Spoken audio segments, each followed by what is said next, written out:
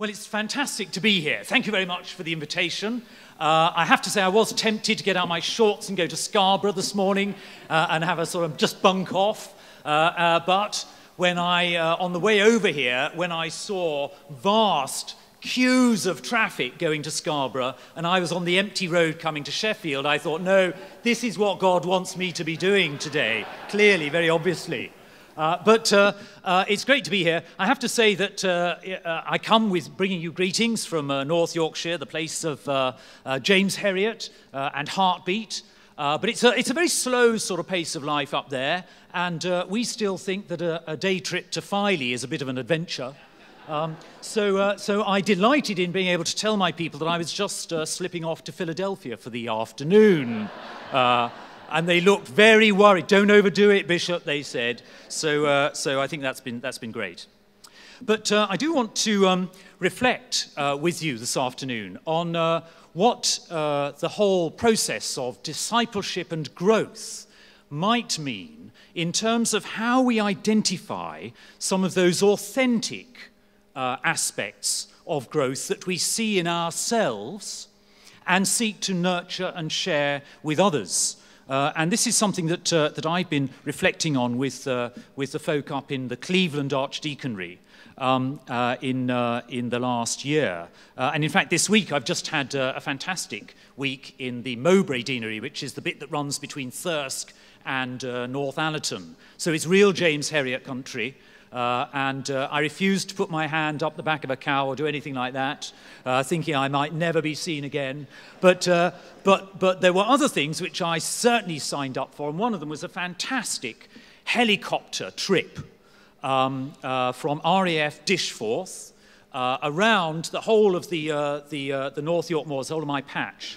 And I said to them, thinking there'd be some very clever way of driving a helicopter, you know, navigating. I said, well, tell me, what do you use for navigation for this? I mean, is there something that's an advance on, the sat-nav? Oh, no, he said, we've got a map.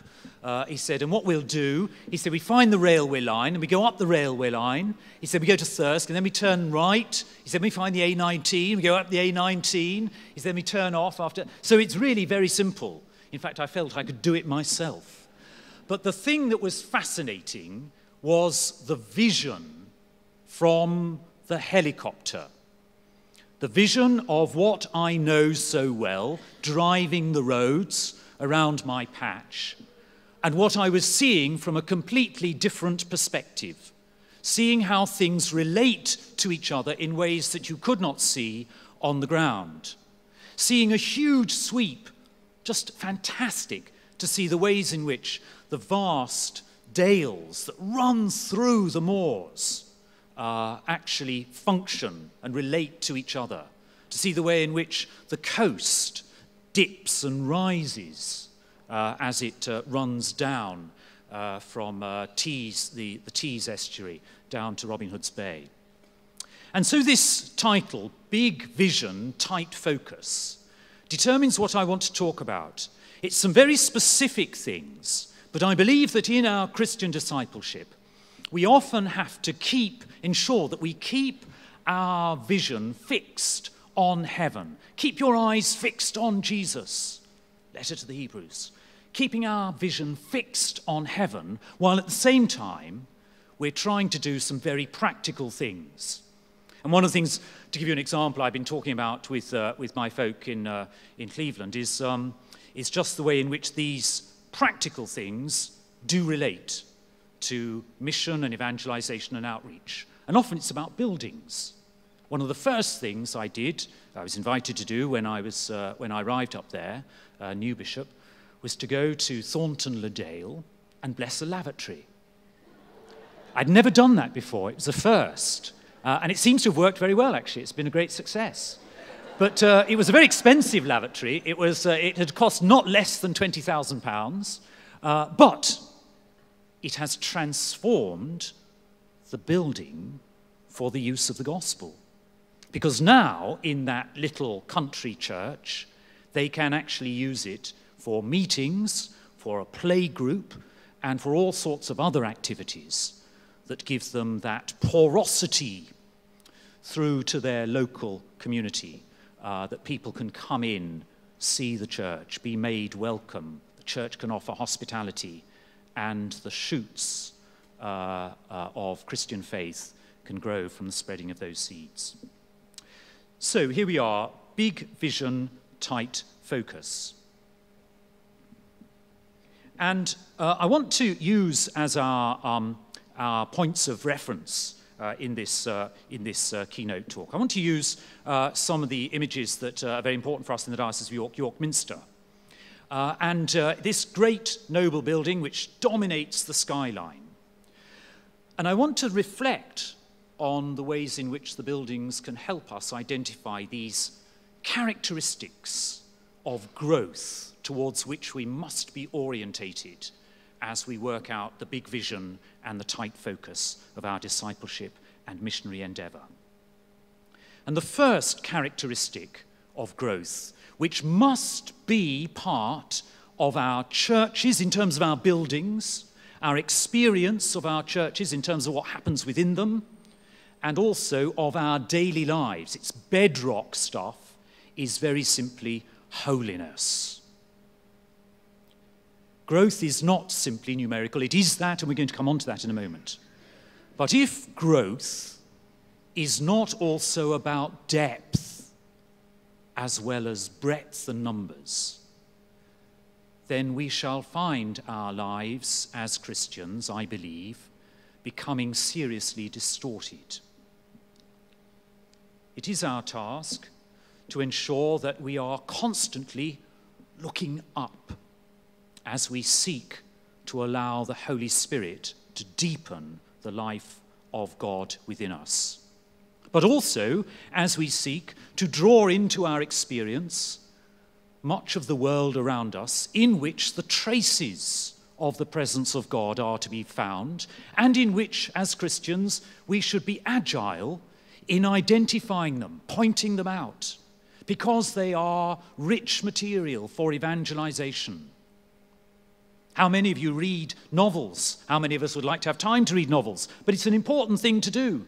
It's one of those common things that Christians and non-Christians do, and it provides us with a dialogue for what we might talk about that raises the matter of faith. This quotation from Alistair McCall Smith, look up and see nowhere. Never overcompensate. Be content with small places. That message goes to the heart of the nature of the incarnation.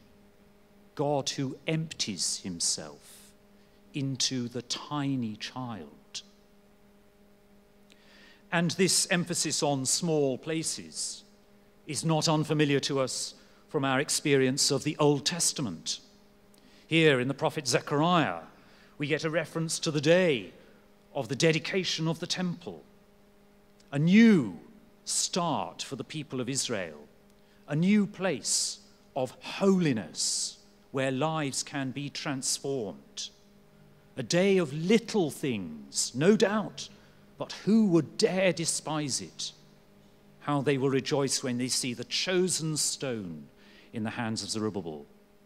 An illusion, of course, that is opened up subsequently with Jesus Christ, who is himself the chosen one of God, the cornerstone. And this allusion to what is small and precious, but has within it the seeds of something beyond our imagining, comes from just a novel, an important point of an opportunity for conversation about the quality of holiness. One of the great mystics of the last century, who is a real favourite of mine, is Evelyn Underhill. She was, I think, a formidable woman, and towards the end of her life, very well known, often gave retreat addresses for clergy. She's very fierce with the clergy, very fierce indeed, and she talks directly to them about their duty and responsibility to nurture the life of holiness in the people among whom they serve. And she, a lay woman and a great expert in the religious and interior life, spoke powerfully. And she said this: "What you are like will depend on your secret life of prayer." An absolute essential for anybody who is seeking to nurture the life of prayer in others, but essential for all Christians. And of course, the point about prayer is that you do not pray in the way that somebody else prays or somebody else tells you to pray. You pray in the way that you can, in the way that God has made you, in the way that the Spirit releases within you.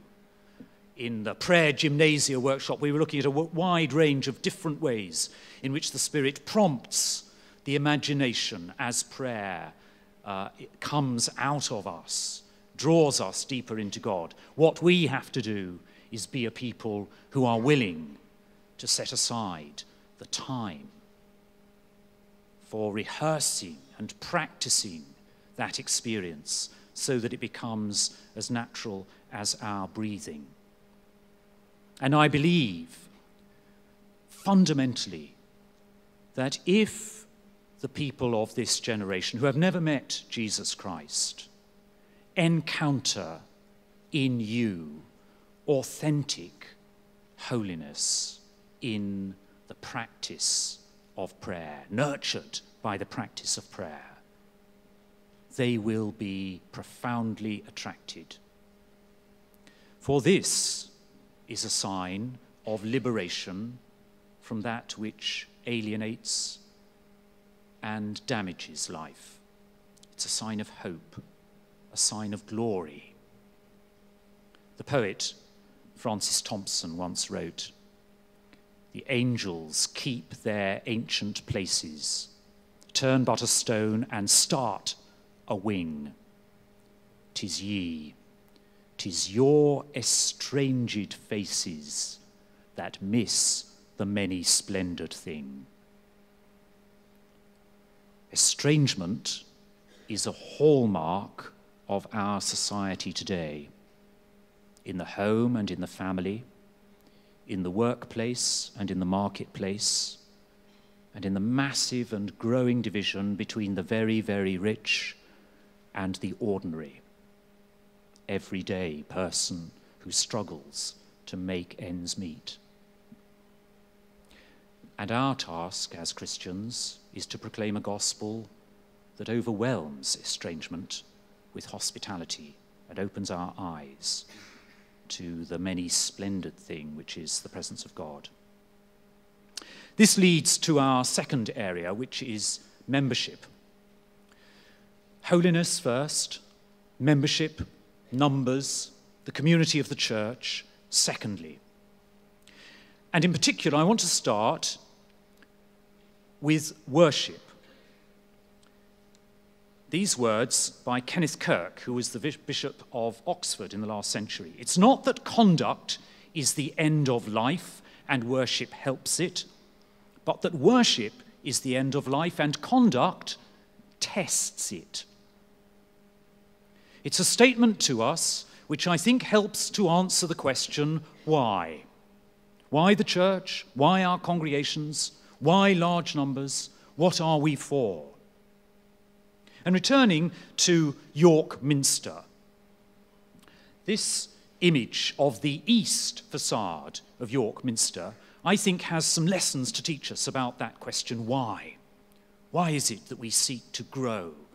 Why is it that numbers are important? Here's the scaffolded east facade, lots of money, some of it yours, it's lottery money, going on replacing, renewing the stonework there and the fantastic collection of medieval glass. And one of the things that's really interesting is the work of the stonemasons there.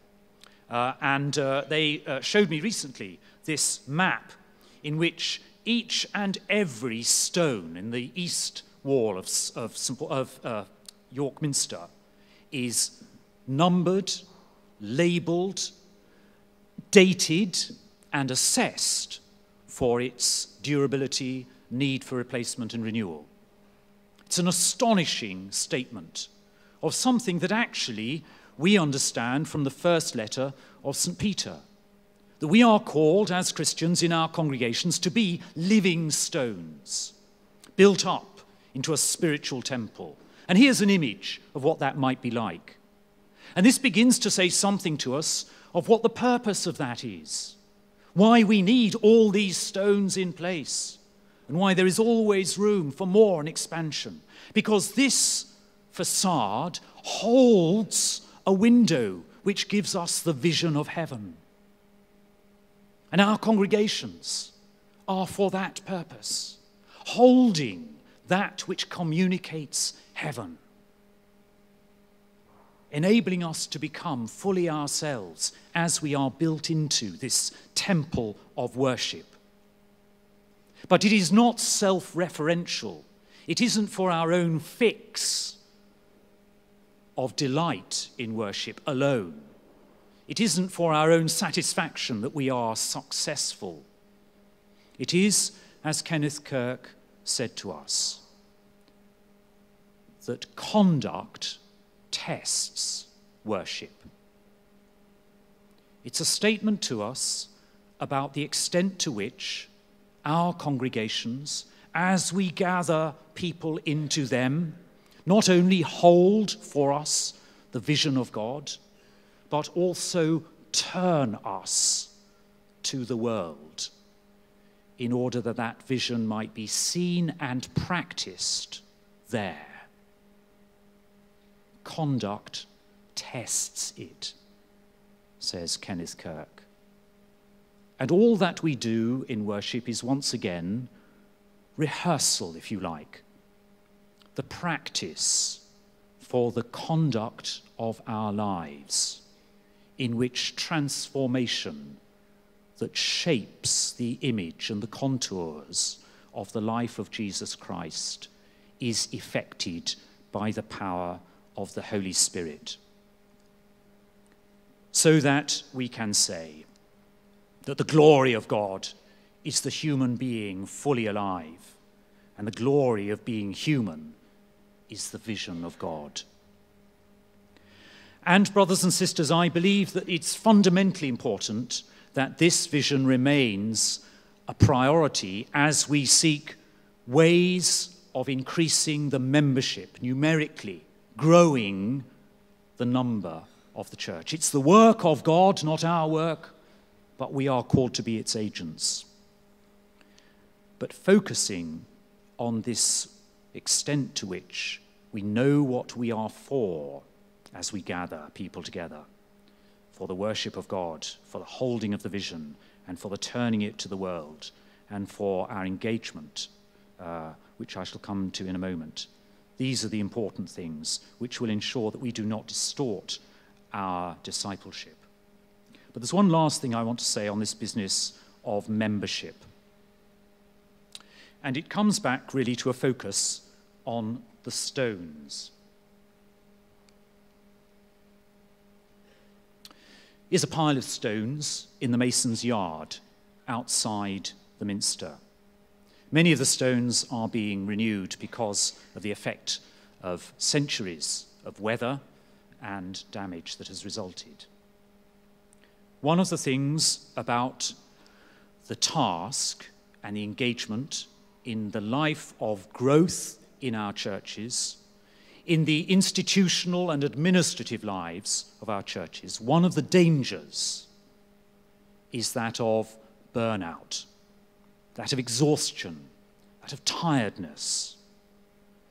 One of the things that I've been hearing and has become, for me, a mantra in talking to the people with whom I serve up in the Archdeaconry of Cleveland, particularly with small congregations, tiny rural congregations, inner city challenged congregations, and even other urban struggling congregations. One of the things we have to be very careful of is that we do not seize upon a new person or seize upon a willing person who is committed to Christian faith and on whom we lay the burdens of bureaucracy and administration.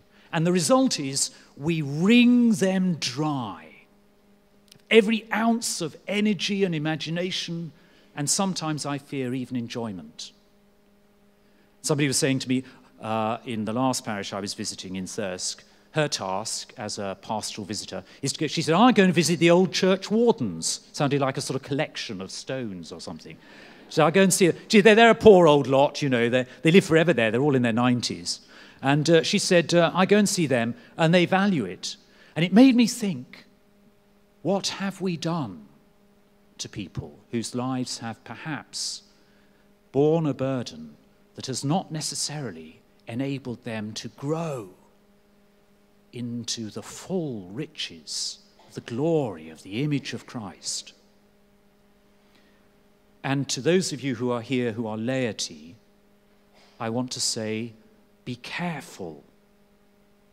Watch over your spiritual lives if you have positions of responsibility in your church communities. Do not let bureaucracy and admin and care and anxiety eradicate the freshness and joy of life in Jesus Christ. And do not let it happen to your parish priest or to any of the clergy who seek to minister to you. For if we allow this damage to happen to ourselves, we become the worst possible example to others of the gift of life in Christ Jesus. Life is given that we might be fully alive in faith and not burdened by anxiety with paying the parish share. I'm also paid to tell you paying the parish share is very important. The Archdeacon has drummed it into me, but don't let it exhaust freshness and energy. Holiness, engagement. Thirdly, holiness and growth. Thirdly, and numbers. Thirdly, engagement with the world. Here we are up on the top of the east front of York Minster, and if we go on, we see that there's been fantastic work done here on the pinnacles. This one just above the west window, there it is. If you look carefully, as you look at the right-hand side of this slide, you'll see somebody there who doesn't seem to have any clothes on. It's actually, as you look again, as we go round the next one, we'll see here there's somebody who seems to be doing a moonie on the top. You can't see it from the ground, it's safe, the children aren't at risk. But actually, what this pillar, this decorative work is about, is something very, very important. If we click onto the next slide, we'll see somebody being violently sick. But if we look carefully, we'll see it's a king. It's King Hezekiah. And this pillar is about illness. It's about sickness and decay. And it's actually an important pillar because it's a meditation on those things which were absolutely at the forefront of life at the beginning of the 15th century when it was first carved. The plague was one of the greatest scourges after war of life in Europe. It decimated huge sections of the population. It was a symptom, if you like, of something that everyone feared, and it was characteristic of the absence of medicine in the way that we now experience it. And alongside this was also, of course, the incredible danger of childbirth. Life was precarious and fragile. Illness equaled death invariably.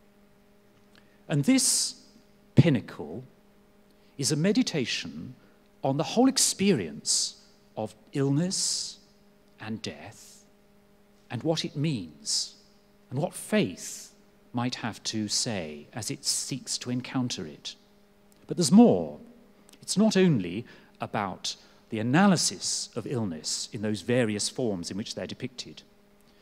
This little carving of King Hezekiah sticks out of the east front in such a way as to ensure that as the sun rises, it casts a shadow that sends an arrow in the direction of the choir and the altar. Now, you will remember with the story of King Hezekiah that he was told that the sun, God would heal him, and the sun would go back on its tracks. And here's an allusion to that. And it's a statement not only about medicine and illness, as the church was engaged in exploring it. It's a statement also about the workings of the universe. It's a statement about the heavens. It's an astrological statement. It's a statement which I think is very modern. It's the equivalent of cancer research and NASA. And it says that the church of this age, as it threw up this great building to the glory of God, threw out an interest in medicine and the universe, cancer research and NASA. And it asks us as Christians, similarly, to be engaged in those aspects of our life and society which actually are about the shaping and forming of our experience, which contribute to our understanding of this earth and its workings. And I think I just want to leave you with the suggestion that perhaps one of the reasons why the new atheists, Richard Dawkins and co., have been so successful is that it's been possible for them to set up a parody of Christianity and to knock it down, because so many of the chattering classes, intelligentsia, the world that shapes our intellectual outlook and framework, so many of them have for so long had no engagement with Christians. We have largely disengaged from the world of science, of medicine, of space exploration, and many other areas and aspects of our life and culture in which Christianity has an important contribution to make.